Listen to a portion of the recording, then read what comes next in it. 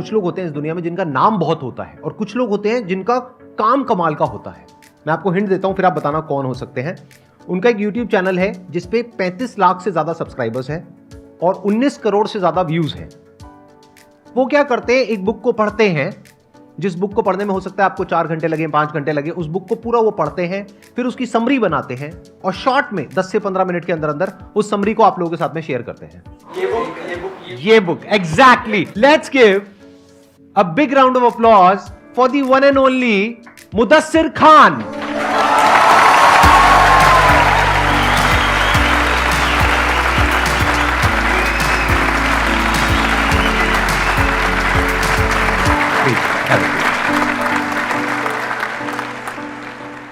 ये कहने में मुझे बिल्कुल भी दिक्कत नहीं होगी कि ये नॉलेज का और एक्सपीरियंस का भंडार है।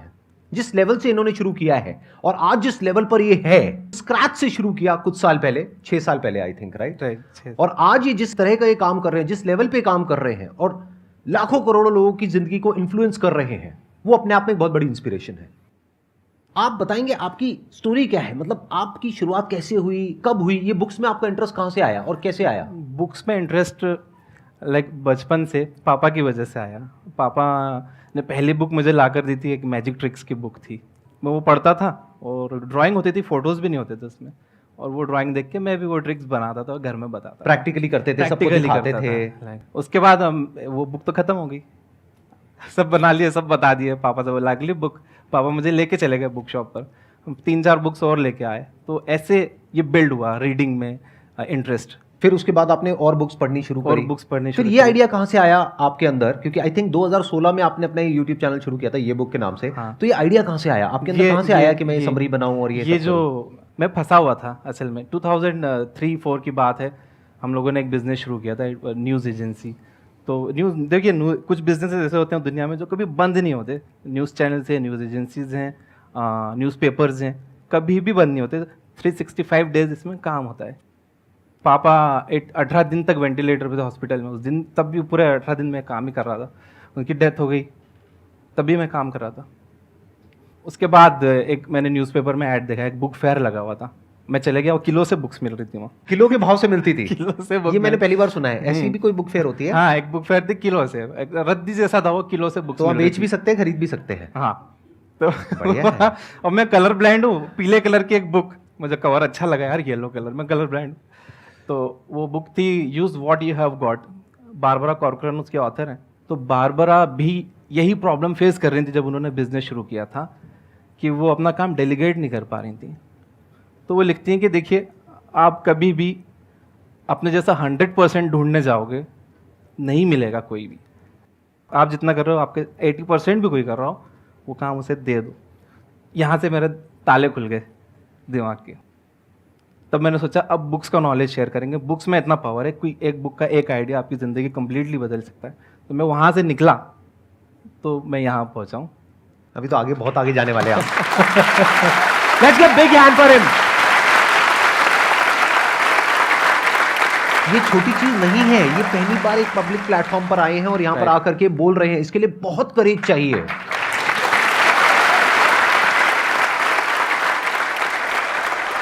अभी थोड़ी देर पहले भी ये कॉन्शियस हो रहे थे, तो मोनिका जी जो है हमारी, उनका मेरे पास में फ़ोन आया कि सर ये थोड़ा सा हो रहे हैं। तो मैंने फ़ोन पे भी इनसे बात करी और मैंने एग्जैक्ट जो वर्ड्स बोले थे इनको, वो मैं रिपीट कर देता हूँ यहाँ पे आप सबके सामने।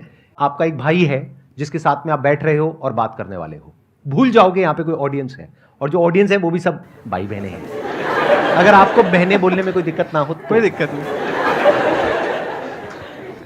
5 साल पहले जब मुझे कोई जानता नहीं था, अभी भी कोई नहीं जानता।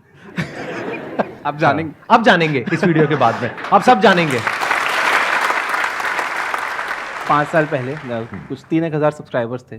तब मैंने आपके शो पर ऑडियंस में आने के लिए अप्लाई किया था।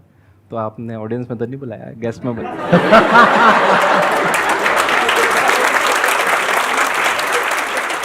तो मुझे लगता है कि आने वाले कुछ महीनों में या सालों में इनमें से भी कई लोग आपके सामने यहाँ बैठे होंगे। 100%।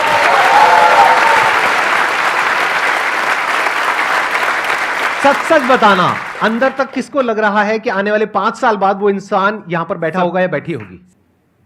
और कोई बड़ी बात नहीं है कि आपका वो लेवल आ जाए कि आप यहां पर बैठ करके मुझे कहो चल जा करके वहां बैठ। मैं बताता हूँ तुझे आसान है क्या होता है, आसान है करता रहता है। अब ऑडियंस की बारी।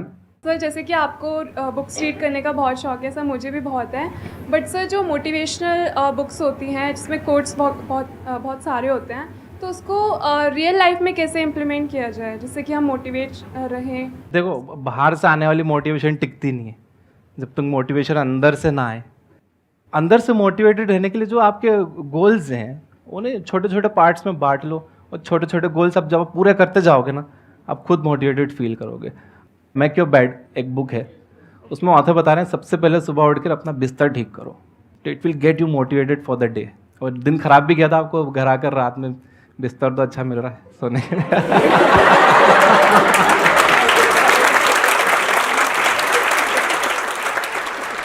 Thank you so much sir, Most welcome. Invite करने के लिए। और मैं बहुत खुश हूँ, मुझे रात में नींद नहीं आई आपसे मिलने के लिए, मैं इतना एक्साइटेड था।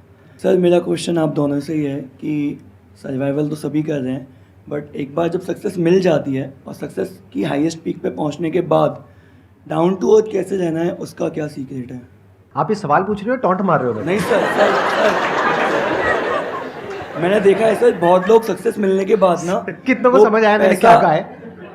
पैसा सर पे चढ़ जाता है लोगों के सक्सेस मिलने के बाद। हाँ, success- बिल्कुल सही कह रहे हो। तो सर आप बिल्कुल सही कह रहे हो मेरे बारे में। नहीं सर,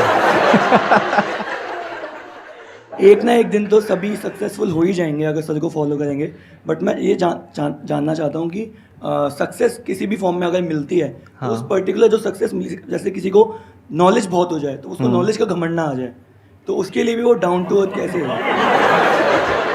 आप एक काम करो ना, आपके हाथ में माइक है, तब सीधा ही मार दो। नहीं, आप मार दो मुझे। सर आपके लिए नहीं है सर। घमंड नहीं दिखता है, गुस्सा दिखता है, और गुस्से के पीछे जरूरी नहीं है घमंड हो सकता है कोई वजह हो जो किसी को पता ना हो, और दूर से दुनिया देख करके कह रही है उसमें बहुत घमंड आ गया है। जैसे कोई आदमी है, वो किसी से बात नहीं करता अपनी कॉलोनी में, लोग क्या कह रहे हैं, वो बहुत घमंडी है, उसको सक्सेस मिल गई है तो उसमें बहुत घमंड आ गया। अरे घमंड नहीं आया, वो इंट्रोवर्ट है, वो किसी से बात नहीं करता है। कोई इंसान है, उसको कभी गुस्सा नहीं आता है, एक बार उसको गुस्सा आ गया तो पूरी दुनिया क्या कह रही है, वो घमंडी है। गुस्से में और घमंड में बड़ा फर्क है।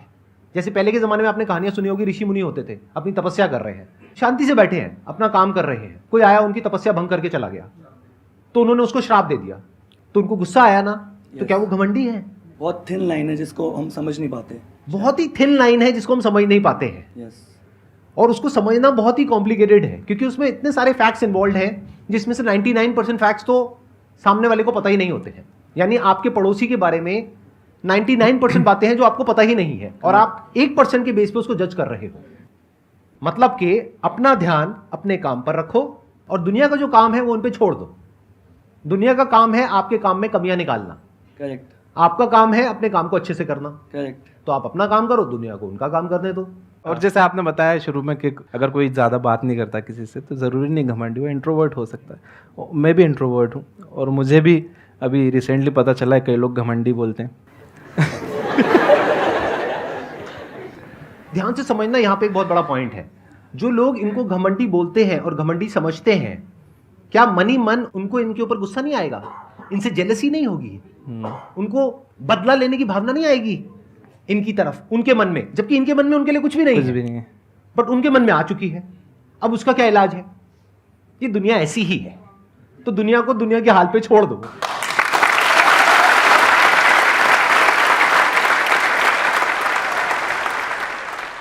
एक्चुअली मेरे पास क्वेश्चंस तो बहुत सारे हैं, पर सर आए हुए हैं तो मैं चाहती हूँ आज सर से क्वेश्चन कर लूँ।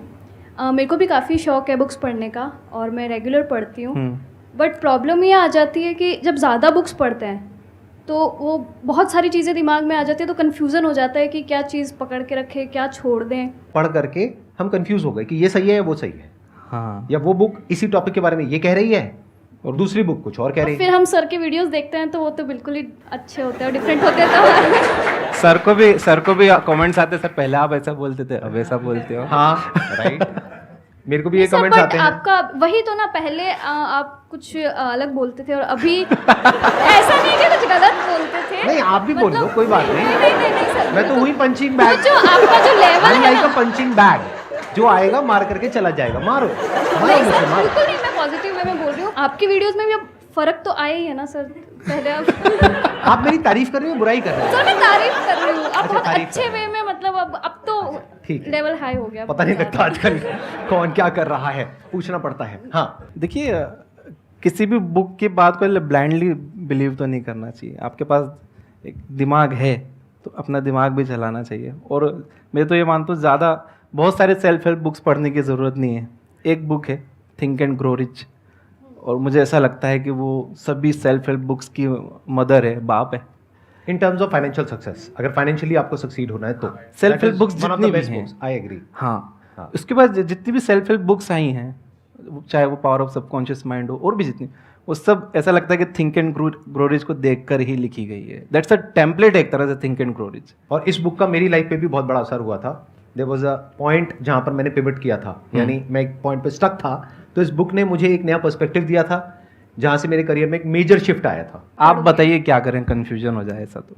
अगर कंफ्यूजन हो जाए हाँ। कि एक इंसान कुछ बोल रहा है, दूसरा इंसान कुछ बोल रहा है, या फिर एक बुक कुछ बोल रही है, दूसरी बुक कुछ और बोल रही है, तो आप पहले उसके स्टैंड पॉइंट को समझने की कोशिश करिए। कोई भी चीज़ ब्लैक एंड वाइट नहीं होती है कि आप कह दोगे ये ब्लैक है, ये वाइट है, ये सही है, ये गलत है। ऐसे नहीं होता है। दोनों अपने अपने स्टैंड पॉइंट से सही है, तो आपको दोनों के स्टैंड पॉइंट को समझना पड़ेगा। हो सकता है एक ही बुक एक पर्टिकुलर टॉपिक के बारे में एक पर्टिकुलर स्टैंड पॉइंट से कह रही है, और वही बुक उसी टॉपिक के बारे में किसी और स्टैंड पॉइंट से बिल्कुल ही Right. अपोजिट बात कह रही है। हो सकता है अभी आप मेरे से एक क्वेश्चन पूछो, उसका मैं आपको कुछ और जवाब दूं, बेस्ड अपॉन आपका बैकग्राउंड क्या है, आपकी प्रॉब्लम क्या है, उसके अकॉर्डिंग मैं आपको सोल्यूशन दूंगा ना। दूसरी तरफ से कोई और इंसान होगा जो सेम क्वेश्चन पूछेगा या पूछेगी, लेकिन उसका जो बैकग्राउंड है उसको मैं समझ करके हो सकता है उसको बिल्कुल ही एक अलग जवाब दूंगा। तो क्लियर कट आंसर कभी भी नहीं होता है। राइट। मुझे किसी का मैसेज आया था कि सर एक लड़की मुझे बहुत पसंद है, मुझे उससे ही शादी करना है, लेकिन घर वाले मानेंगे नहीं। ये जवाब उस लड़के के उम्र और बैकग्राउंड देखे बिना नहीं दे सकते। पता चला वो 15 साल का ही लड़का था। मतलब यार पढ़ाई पे ध्यान दे, करियर बना ले लड़कियां। उसको बोलो घर वाले नहीं सरकार भी नहीं मानेगी। सर कोई नहीं मानेगा। और वही कोई थोड़ा ज़्यादा एज का होता है, उसके लिए अलग जवाब होता तो है। उसके लिए अलग जवाब होता। हाँ। इससे पहले कि ऑडियंस में से कोई आपसे कोई क्वेश्चन पूछे, मेरे माइंड में एक क्वेश्चन आ रहा है। हाँ। आज आपने काफ़ी कुछ अचीव कर लिया है, तो आप थोड़ा सा बताइए अपने एजुकेशनल बैकग्राउंड के बारे में, और फिर आप बताइए कि आपके लिए आज की डेट में जो ये सक्सेस है, पैसा है, इस सब का क्या मतलब है? एजुकेशन 8th तक मैंने पढ़ा है, उसके बाद मैंने इन लोगों ने आसानी से मान भी लिया, कोई मानता ही नहीं है किसी को बताओ तो। नहीं आप झूठ बोल रहे हो, नहीं लगते तो नहीं हो। इससे पता लगता है कि ये फर्क नहीं पड़ता कि आपका बैकग्राउंड क्या है, ये फर्क पड़ता है कि आपकी विजन क्या है, कि आप जाना कहाँ चाहते हो। आप कहाँ से आ रहे हो वो मैटर करता है, लेकिन इतना नहीं करता है जितना कि आप कहाँ जाना चाहते हो। पापा ने सेल्फ लर्निंग पर ही फोकस करवाया, पूरा सेल्फ एजुकेशन। सीखो लोग कैसे बात करते हैं, केबीसी ये एंटरटेनमेंट के लिए मत देखो, बच्चन से आप कैसे बात करते हैं सीखो। बुक्स ला के दी थी उन्होंने, how to win friends and influence people. मुझे एक आदत हो गई थी, मैं बैठे बैठे से नाखून तोड़ने लग गया। 15-16 साल का था, पापा के सामने मैं कर रहा था। तो पापा ने बोला यार तुझे बड़ा हो गया, बड़े बड़े इंटरव्यूज़ देने, लोगों उसके इंटरव्यूज़ लेने, और तू ऐसा करेगा? रुको साहब ये, हाँ बोलो। तो बॉडी लैंग्वेज पे फिर उन्होंने बुक ला के दी। एलन पीस की एक काफ़ी अच्छी बुक है बॉडी लैंग्वेज। तो वो बताते थे ऐसे हाथ रख के किसी से बात नहीं करना, ऐसा मैसेज जाता है कि आप उससे एग्री नहीं करते हो। तो सेल्फ लर्निंग पूरा पापा की साइड से। कोई नया वीडियो गेम लिया या कोई गैजेट आया घर में तो कहते थे नहीं पहले यूज़र मैनुअल पढ़ो। मैं बोलता था अरे पापा सिंपल है, ये पिन यहाँ लगाओ, ये लगाओ, ये चालू करो, हो गया। नहीं पहले यूज़र मैनुअल पढ़ो, देखो फिर करो। तो आपके फादर का बहुत बड़ा रोल है, बहुत आज बड़ा आप जो रोल भी है। कुछ हो उसमें। यस। और पैसे की बात जो आप कर रहे हैं, पैसा और सक्सेस आज की डेट ये में पैसा मैं मानता हूँ, पैसा इज लाइक अ टूल। जैसे स्क्रू ड्राइवर है, जैसे आपने वो देखी एक विलन फिल्म, उसमें रितेश देशमुख स्क्रू ड्राइवर से मर्डर करता है। तो स्क्रू ड्राइवर अच्छा था या बुरा था उसमें? स्क्रू ड्राइवर बुरा कैसे हो सकता? यूज करने वाला बुरा था। जब पैसा आता है तो जो आप हो असल में, आपको वही रूप बाहर आता है। पैसा ना अच्छा है ना बुरा है। पैसा जहाँ काम करता है, बहुत अच्छा काम करता है, बहुत सारे प्रॉब्लम सॉल्व हो जाती हैं। तो it's a tool, treat it as a tool. सिर पे मत चढ़ने दो। आप जो पूछ रहे थे सिर पे चढ़ जाता है, पैसों का आप टूल की तरह देखोगे। बहुत अच्छी बात बोली है इन्होंने। Let's give big hand for him.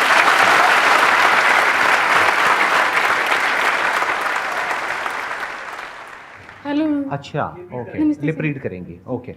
मैं आपके ताकि बोलना चाहती हूँ क्योंकि मैं आज जो भाई हूँ देखिए भाई हूँ, मतलब मेरा प्रॉब्लम है, मैं सुन नहीं सकती, इसकी वजह से मैं अपने आप को कमजोर न मानती हूँ। मैं आप अकेला रहती हूँ, अकेला जा रही हूँ, पर फिर भी अपनी लाइफ इंजॉय कर रही हूँ। और जो आपके साथ साथ बहुत ज़्यादा रिस्पॉन्सिबिलिटी भी है, मेरे लाइफ कॉम्प्लिकेटेड है बहुत ज़्यादा, तो मुझे समझ में नहीं आ रहा, अंदर से टूट चुकी हूँ। मैं अकेला रह रही हूँ, प्रॉब्लम है, कमजोर नहीं हूँ, लाइफ जी रही हूँ खातिर, पर अंदर से गोल अचीव करने का हुनर टूट चुका है, तो कैसे कर सकती हूँ मैम? मैं धीरे धीरे बोलूंगा ताकि आप मेरी जैसे- बात को समझ पा रहे हैं। मैं समझ रही हूँ। हिम्मत रखिए, ऐसे लोगों की कहानियां पढ़िए जो बिल्कुल उसी सिचुएशन में थे जिस सिचुएशन में अभी आप हैं। प्रॉब्लम है, कोई बात नहीं, वहां से ध्यान हटाइए। जो आपके अंदर अच्छा है, यूनिक है, जब भगवान कुछ हमसे लेता है तो कुछ देता भी है, वो कई बार दिखता नहीं है। जब भी दिखेगा तो उस पर फोकस करिए और लाइफ में आगे बढ़िए। आप बहुत आगे जाएंगे, बहुत कुछ अच्छा करेंगे।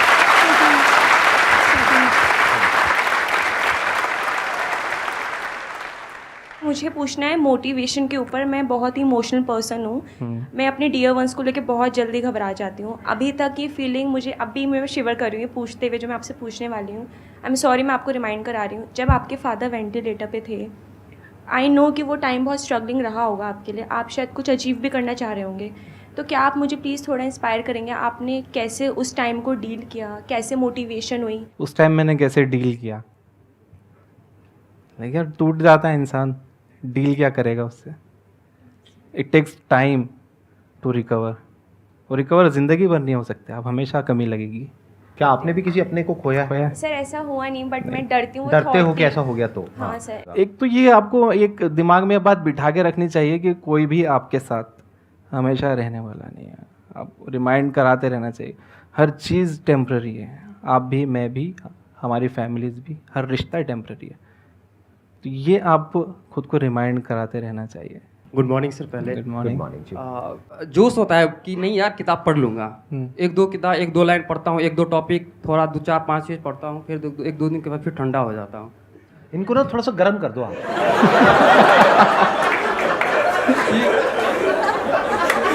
मैंने कुछ गलत नहीं बोला, आप लोगों का दिमाग गंदा है। अश्लील लोग, उन्होंने बोला वो ठंडे हैं, मैंने कहा उनको गर्म कर दो बस। कैसे करना है, क्या करना है, वो इन दोनों के बीच की बात है। मैं कौन होता हूँ बीच में कुछ बोलने वाला? हाँ। 4-5 दिन के बाद जब फिर पढ़ना शुरू करता हूँ तो लगता है यार पीछे वाला तो आप कैसे पढ़ते हो? बेड पर पढ़ते हो? बेड पे भी पढ़ता नहीं, हूँ। बेड पर पढ़ना छोड़ दो, टेबल चाहिए, चेयर चाहिए। अब माहौल होना चाहिए पढ़ने का। बेड पर पढ़ोगे नींद आ जाएगी, क्या पढ़ पाओगे? 2-4 दिन 5 दिन करता हूँ, पर फिर जाके फिर वो देखो, आपके पास पर्पस होना चाहिए, वो किताब आप क्यों पढ़ रहे हो। वो कह रहे हैं पर्पस क्या है आपका वो बुक पढ़ने का? जो भी हाँ। बुक आप पढ़ रहे हो, पहले तो किस टाइप की बुक पढ़ रहे हो जो आप ठंडे हो रहे हो? तो ऐसी बुक पढ़ो ना, थोड़े गर्म हो जाओ।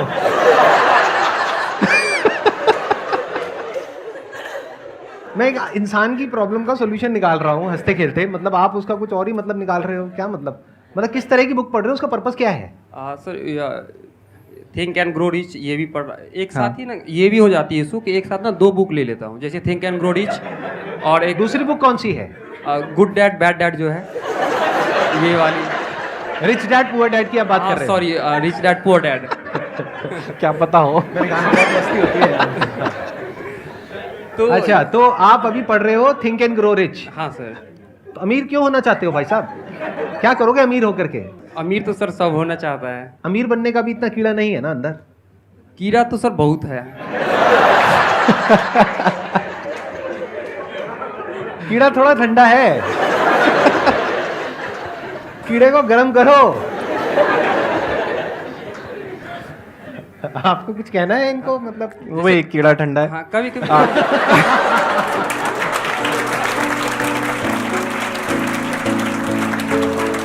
आपके लिए एक छोटा सा गिफ्ट है। आप कितनी दूर से सर, आए सर। हमारे लिए यहाँ पर अपना टाइम निकाल करके। सर आपने पहले ही आप कितना, कहाँ से, औरंगाबाद से? हाँ मैं औरंगाबाद से हूँ।